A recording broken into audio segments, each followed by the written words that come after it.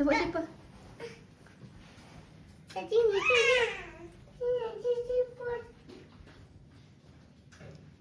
Oh,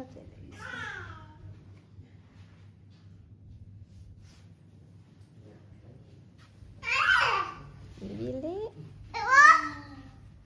Wah, lagi buka langkah. Buka langsung. Ada apa?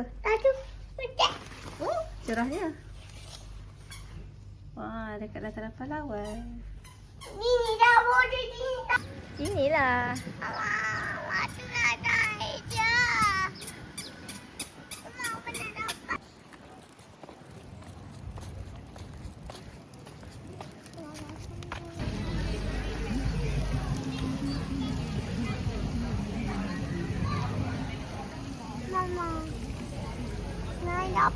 Naik kapal.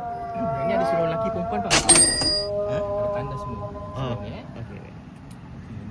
Wah.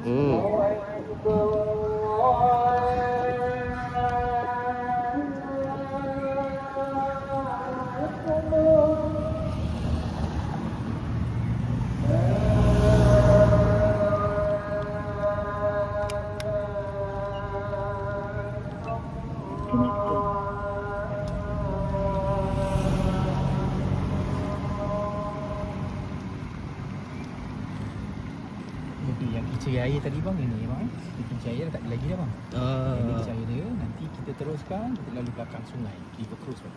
Okey. Nanti kita jumpa kapal kayu Tamisari. Nanti kita akan naik atas bukit nanti Nurul Rakyat, Formosa, Kereta Api, River Cruise, Bangunan Merah. Nanti kita ada berhenti-berhenti ni bang. Okey. Dia nak lagu apa dia? Lagu apa aja? Dia pilih lagu. Dia suka lagu apa? Tak ada. Kicau Pasal- mania. pasal- Kicau mania boleh? Kicau mania. boleh. Tengok. Dari mana bang? Saya daripada Pahang. Oh pak. Ah. Ni baru sampai bang. Dia bawa apa lagi ni? Oh. Jam 2 tadi. Oh jam 2. Dapat.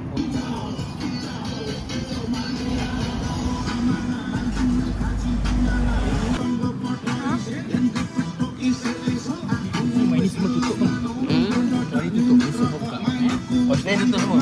Senin seminggu sekali dia tutup.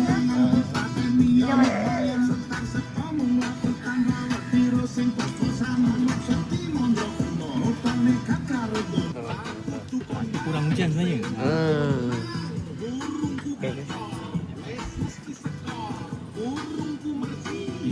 Mana sedap sini? Ini apa nak makan apa bang? Saya pun- Asam pedas. Asam pedas ke? Macam tu. Bang boleh tengok.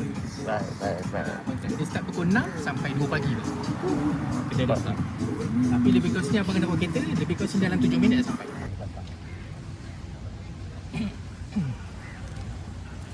Nak mata dia. Nak muka dia. Apa naik? Lagu adik. Tapi yang tak nak naik atas.